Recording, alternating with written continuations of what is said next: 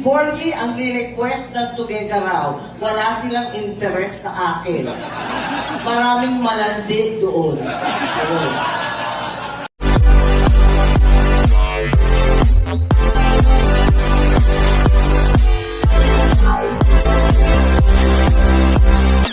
Was a home to us. Nung buhay pa ang aking ama, ang dating Pangulo natin, Presidente Ferdinand Marcos, talagang ito yung inuuwian namin. Kaya bahay lang to, hindi palasyo, kahit may tulog Malacanang.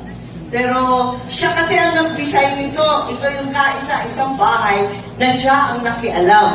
Ang problema, hindi marunong mag-drawing ang lalaki. Ewan ko, yung ama ko, baka yung iba sa inyo mahusay. Nakakatuwa, nung gumawa siya ng drawing, eto na, gumawa siya ng drawing na rectangle. Gusto ko, lumang bahay na bato. Yun na nga.